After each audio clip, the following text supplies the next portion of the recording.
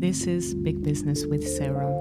This podcast guides you to finding what you desire most in life and business, because running a business is very much about your personal development. In this podcast, I'm sharing what my clients ask me and how I help them. Thanks for joining.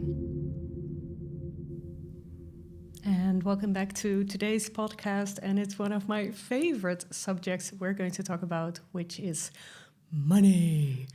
Money. Sorry, I was quoting the mother of White Lotus One, who is visiting him on his honeymoon. I forgot his name, but quite interesting people. And I think with the White Lotus is quite interesting because they have so much comments on people being rich and not having any idea of what they're doing. But then there's also quite some nuance that some of the people actually do spend a lot of money and time on people who need it. For instance, Daphne is one of those personalities, or how do you say it, characters who accidentally actually helps a lot of people. And I love that in that series. Anyway, question coming in from my mastermind clients. And it was about spending money on something that she wanted, and in this case, a gardener, and there was a problem. This could also be, for instance, for your window washer or a housekeeper or a nanny. It doesn't have to be a gardener per se. But she spoke about this with her partner, and he was opposed to the idea of having a gardener. So if she would have just let that go and not stand up for herself, there wouldn't have been a gardener. But she knows that it will help her actually spend more time in her business. She decided to share this in the mastermind group. So it's quite a personal question that she asked, but I believe that, once you're a solopreneur, your business and personal life can be quite, aligned. And, the time you spend on your business cannot really be spent on your personal life and vice versa. I'm not saying that you have to spend 80 hours a week in your business. No, actually the contrary. You can listen to this in my productivity episode right before, during Christmas. So I think it's episode 48 or something, where I'm talking about my 24-hour work week or 6-hour work day. So in this episode, I'm sharing how I coached her and how we got to a point which gave her many insights, actually, on how to handle the situation. It also gave me a lot of insights. So it was a mastermind, so there's more people who joined in the conversation. And you know what? This could also be a great episode for you if you're single. So it's not just about partner coaching or whatever. I don't do that. I'm a business coach. I'm not a life coach. But the thing is that sometimes, when you're running your business alone, things do get personal. Could get personal in your business, but also your personal life and how you spend it does affect your business. So for instance, if you are only eating junk food, never moving, never exercising, then it will affect your business. And also the other way around, if you would move a lot, if you are eating healthy, if you're drinking a lot of water, then yes, that will affect your business too. So, and that's the interesting thing about it, but it's also a little bit the dangerous thing about it, of course, because it's only counting on you, and I'm actually helping my clients to create a business model that works for them without them. So with this particular question in mind, there's two ways to look at this, and I only coached her on the second part, but I'm giving her some extra coaching right now, and you too, of course, in the first part, which I just thought about for the past week when I was in Berlin.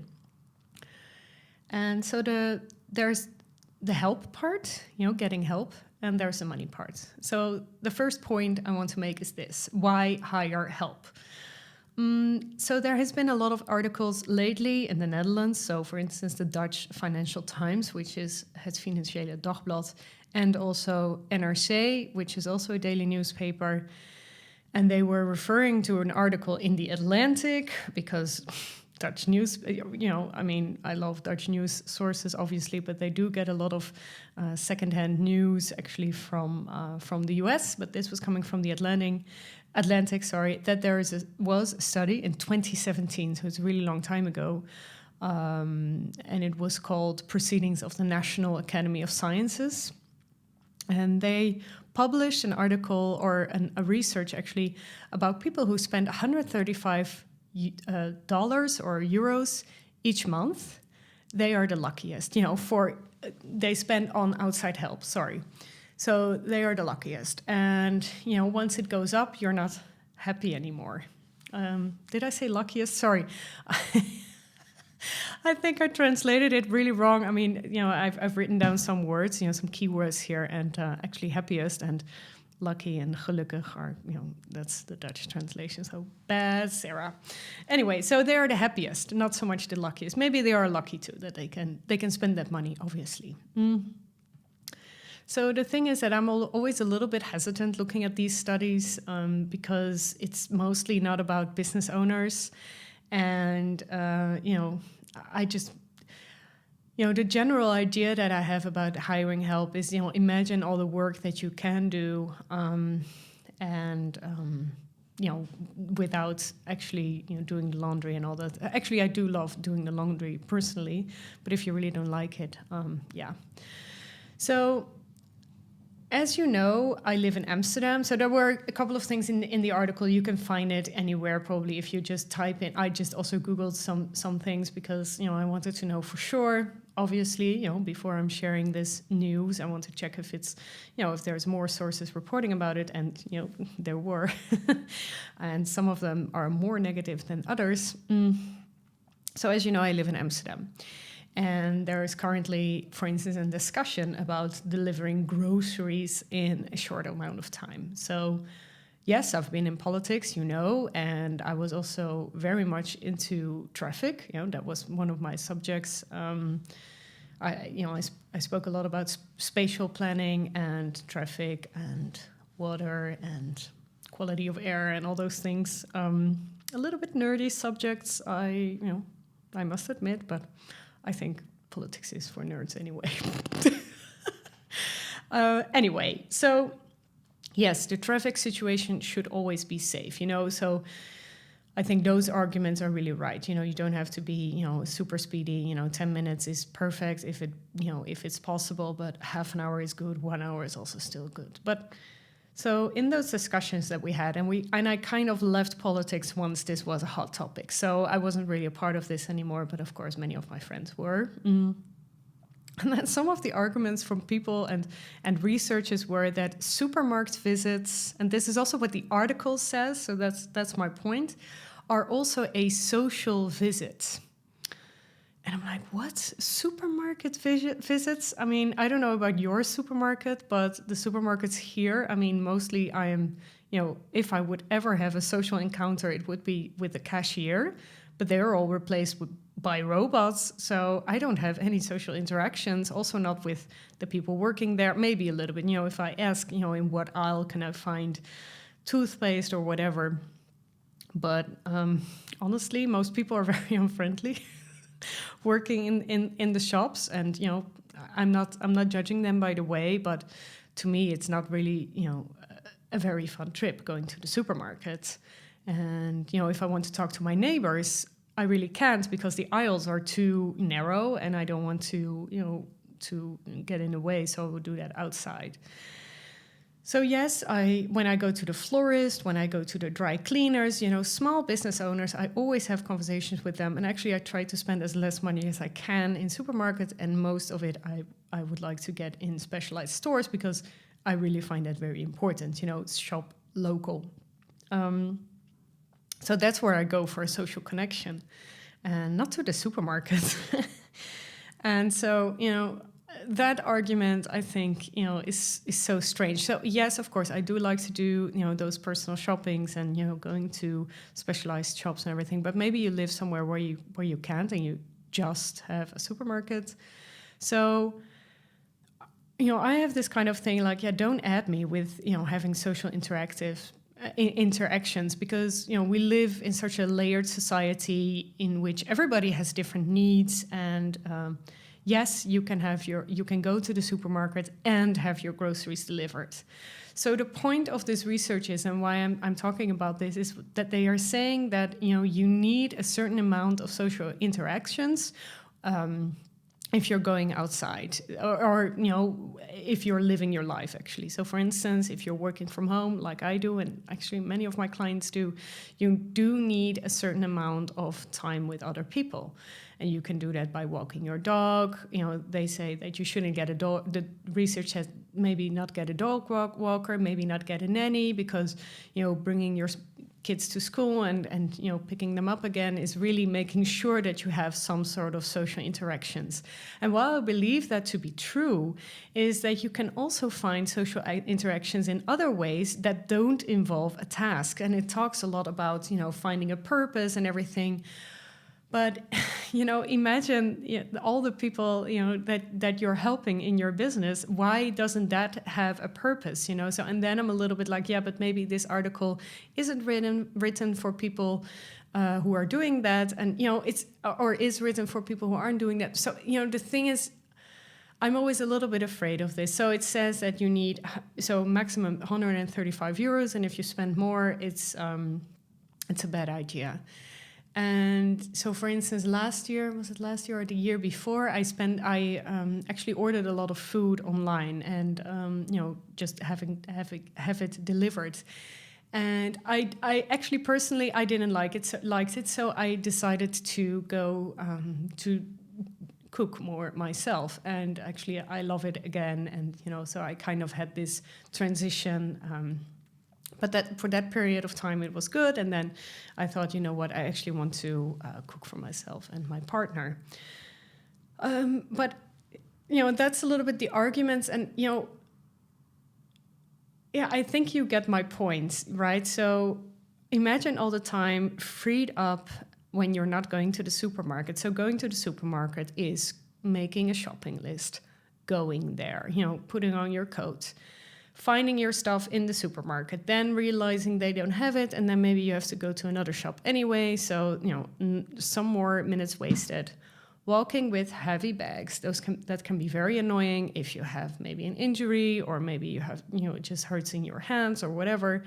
Trouble finding your keys, all those things. And actually, I believe there's nothing wrong with making your life a bit more comfortable. And so, for instance, we are, I wanted to say work together, but we are actually very happy that we are having the opportunity to have a housekeeper. And we decided on hiring a new actually our first housekeeper, and she's still she isn't, but she still works for us.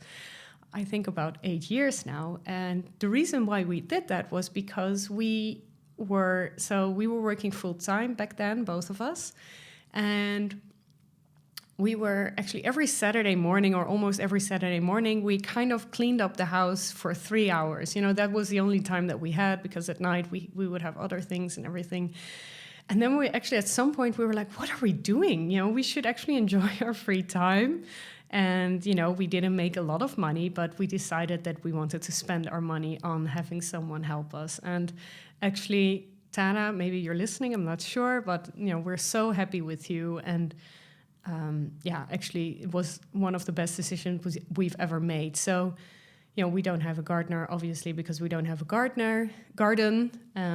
I think we should, actually. If you look at our balcony, it could be much better. But, also, it's just really helping yourself by doing that. So I'm a little bit critical and skeptical about the article. And, if you're reading those articles, or, if somebody's saying, yes, this is a reason why we don't have help, or then try to figure this out for yourself, what works best for you. And if it really makes you happy, getting that gardener, getting that housekeeper, getting that nanny, whatever, go for it. That's a little bit my point. So, and now I want to talk about the second part, namely the money part. And this is how I coached her. So One of the first things that we spoke about, because, I already explained to you that we have Voxer, which is the WhatsApp audio, so we kind of go back and forth in the conversation. So this is a little bit a summary. I can't, of course, share the entire conversation because a lot of personal details were shared, but I'm just summarizing it for you. And I have actually 9 points I want to make. So I'm going to hurry up a little bit. So the first one is to open up the conversation. That was my first advice. One of the things is, it is very good to have regular money conversations, but if you haven't, open up the conversation also. So for instance, in this case, for her, getting the gardener and then someone saying, you know what, I don't want that, then actually open up the conversation and say why you want that. So maybe you can open up the conversation by starting and asking them, your partner, what does he or she find important, or, something that they solve with money.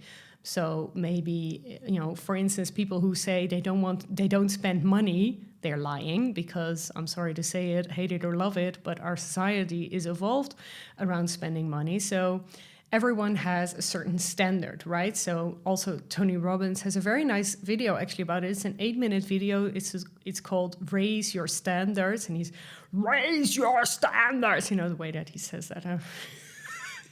I can only take so much of Tony Robbins in one day, but 8 minutes is fine. So look it up. You will find it probably. And so there's always a way to raise your standards, or actually that everybody has. It's not really so much about raising your standards only, but everybody has a standard, right? So you have a standard salary. Every country does have some sort of standard, and everybody does. So also your partner. So ask them, so what does your partner want to spend their money on? And maybe it's a hobby, maybe it's new technology for the house, maybe it's climate installations because they're very much into green and development and new things. So start having a conversation about things that you both find important. So this could be clothing, holidays, traveling first class. I don't know. Maybe you always have. Everybody always has different kinds of ideas of what's good and what's not, and that's so nice. Finding this out also with your partner. And so start that conversation, not from a blaming point of view, but just really genuinely ask, what do you find important? What do you want to spend your money on? Because I want to share what I find important. And then organize money dates. That's the second tip. So another thing you can do, so this is another thing you can do to involve your partner more is to involve them more in your business. You don't have to talk about your income per se and your sales daily, but maybe during your monthly money dates in which you discuss everything you spend and invest in and that you made, you can also share what you have made that month. And this is, by the way, also one of the reasons why I'm hosting 3 bonus calls in my mastermind where we are focused on money, because some of my clients do want to have 10K months. Well, you have to start put in the work because it's not going to come to you. Unfortunately, it's such a shame. If you bought coaching from me, it's not that I have a special wand and that I'm only rewarding it to other people. No, actually to special people who pay me. No, you actually have to put in the work. I'm helping you, but you have to put in the work. So another thing which you can do is talk about the business investments that you want to make. So for instance, maybe coaching, and make them also a part of the decision-making process. So don't let them decide, but involve them. And I find that it really works well with investments in the personal development I made, because it's not just about the money, but it's also about checking in. How is it going? Do you enjoy the coaching? I get those questions from my partner quite often. And it's just nice to have an open conversation about it, about this. I'm going into this a little bit deeper later. So the third point I wanted to make, that for instance, if you have a family, also consider talking about money with your children. So this is, of course, depending on their age and, maybe also, if they're a little bit bigger, you can talk more easily with them. But because you're having that conversation with your children, you will also have the conversation with your partner. So if, for instance, your partner and you have totally different money mindsets. So, for instance, you have very much an abundance mindset, which is very much about thinking, there's so much opportunity. There's more than enough. And if your partner, for instance, has a scarcity mindset, who is afraid to spend any money that is outside of the comfort zone, that is outside of the standards, then actually, it is maybe, I don't know because I don't have children, but it might be very confusing to children. Which side do I pick? So if you have conversation altogether, then you can have maybe a new kind of mindset, which is maybe in the middle, or actually really help and support also your children with this. So then the fourth one is also a little bit about this. So what are the kind of money mindset? I'm just throwing that term out like it's very, very normal, but everybody does have a mindset, everybody does. And so you also have a mindset about money. So that's what I spoke about standards. And, what is both your standards? So what was passed on to you through your family? So maybe your family actually did have an ample amount of money, but didn't decide to spend it. That's possible. Maybe they didn't have any money, but they did spend a lot of money. Maybe, they had exactly, the perfect amount of money. I don't know. And they also spend it perfectly. I don't know. There is no perfection in here, of course. But also think about, what do you pass on to your family or your partner? And also, what do you share with your friends? Not so much how much money do you share with your friends, but also what kind of information do you share with your friends? Do you ever talk about money? Do you talk about income? Do you talk about investments that you make? And in general, do you have regular conversations about your money? And, this is also one of the reasons why I am hosting this in the Mastermind, those money dates, because, money is such an important part, of course, of your business, but also of your life. And so I think we should talk more about this, actually. Financial literacy, I think there's still a lot to be done, especially between, within the gender pay gap that is between men and women, so that women earn much less. I think that's one of the solutions. And so the fifth tip is really do this in your way. Do what works best for you. Maybe it is actually better for your partner and you if you're taking charge, if you're doing all the admin, if you hire all the outside help, or maybe you want to do it together. Every relationship is different, but if you're both not talking about money, it really might be time to start the conversation. Then a sixth practical tip I gave her was to have separate accounts which you put your personal income on. So I would suggest to not put all your salary on your shared bank accounts, but also do make sure you're dividing it into, for instance, a personal account for your salary and the fun stuff for yourself. Then extract an amount of that into the shared account. Next page, sorry. And then another division you can make is have different goals of what you want to spend your money on, and keep the rest for yourself to have fun things that you like. Maybe you like to do a facial, maybe you like to go have a massage, that. And I think that would really help you. I'm going a little bit further into detail about this in point 8. So the seventh tip I want to give you is try to avoid making agreements with your partner like, once we hit this income goal, then we can make your wish happen. Please be nice to yourself and see what happens once you hire someone to do the work for you, for instance, or whatever. The eighth point I want to make is that if you are an entrepreneur it is very likely that your income will fluctuate, right? So you will, depending on the business that you're in.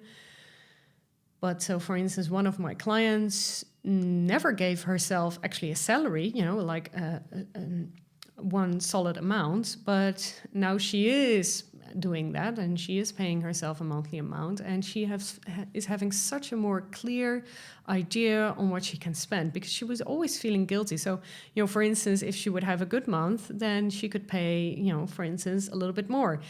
And if it was a bad month, she couldn't. And so that was, I would just really, for instance, if you're, kind of giving yourself a salary, I don't know how much you need. Maybe it's 2,000, 3,000, 4,000, 5,000 euros a month, really up to you. But do that for yourself. So what you can also do during those money dates that you're having with your partner, you can do those once a month, is to yearly have a look at everyone's income and see how much one has contributed to the costs and how much the other did. And then maybe, if the difference is really big, redivide the money. And sometimes it also can be a bit unclear with taxes, because sometimes it can be that you've made a lot of money, but then maybe you also had a lot of costs, and because of that you don't have to pay more taxes, and if you're both homeowners or whatever.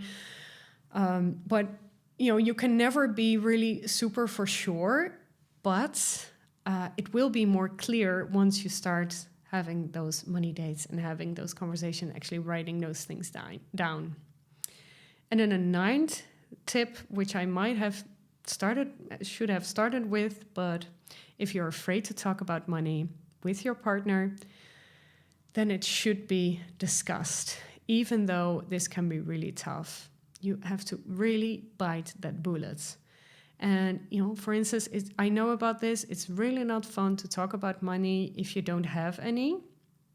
But once you will talk about it, and this is something that I strongly believe in, there actually might be more opportunity for you, and you will see it because you're working on it. Because, if you're not opening up your envelopes, if you're not, doing the thing, nothing will happen. You will stand still, and, you will create a bigger problem. So please do start the conversation. And so my client, in the end, she did have a great conversation with her partner, and now she's reshuffling many things in their actually money relationship and really looking at this from a partner standpoint. You are a team, you're doing this together, and, also really work from there. So I'm very happy about this conversation that we had on Voxer, and I hope by sharing this with you, this will help you too in some way. And now it's time for one of your questions.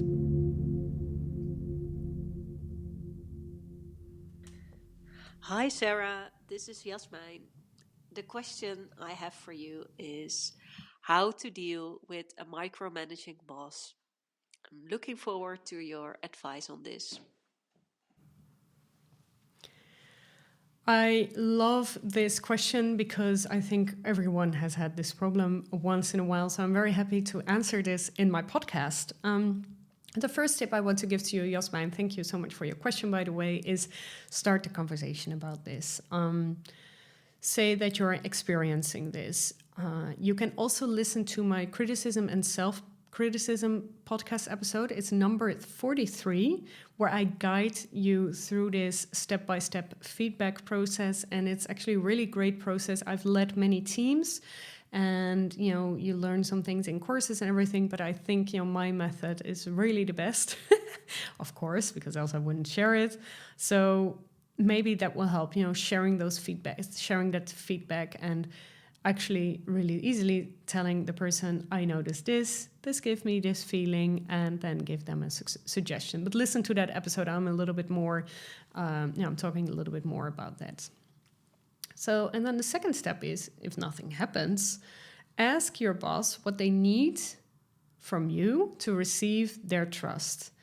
And maybe it is to create KPIs. Maybe you want to make, very interesting goals that they can measure, so, they can check on you. And maybe they need to have weekly or bi-weekly meetings, or maybe they want you to attend a certain meeting in a certain team to, so that they know that that there's something happening on your desk. And maybe it's that they need some other proof. Why is it that they're not trusting you? And, then the third step is, because it could be that it's you, but, it might as well be them. Try to discover why this person is micromanaging you. Are they being micromanaged themselves, or are they afraid to fail? Maybe that's just their personality. What kind of mindset and standards do they have? And really try to get to know your boss by asking questions. Ask them questions. I've learned this in politics. I've learned this as an interim manager. I've learned this now as a coach. I'm doing nothing but asking questions, except in this podcast episode. And then, once you've asked all those questions, you gave them feedback, you asked them how you can do better. And there is actually a little bit last resort thing that you can do. And, if you want to stay in this job, maybe you shouldn't, but maybe consider talking to their boss. And if that person is not happy with your comments, then actually, I'm always a little bit afraid to say this, but consider leaving your job. Because I believe that there are far too many people whose talents are wasted somewhere where you're not being valued. And that is something, maybe it's something you have to hear right now, and maybe you are, someone else listening and actually do also have a micromanaging boss. Go away.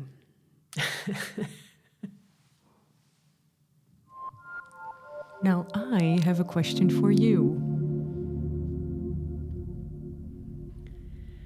So a little bit, about what we spoke about in the first part of the podcast episode is, for the upcoming month, I want to ask you to have a look at your money every day. Check out all your bank accounts every day. Maybe also check out all the change that you're having in your, the spare change that you're having lying around the house. Actually, I once followed a money mindset course. I really like talking about money and learning about money. And in one of the assignments was to collect all the money and put it all in one place. So have a very clear view of, everything that you have and everything that you spend, and, for one full month. And, it's now at the beginning of February. So I want you to look at your bank accounts every day this month and see what happens, and if something has changed in your mindset in March. Good luck. Thank you for listening to Big Business with Sarah. If you've enjoyed today's episode, leave a 5-star review and hit subscribe. If you're ready for your next step in business, you can find out how to work with me in the show notes. Do not forget to submit your coaching question for one of my next episodes. Have a happy day.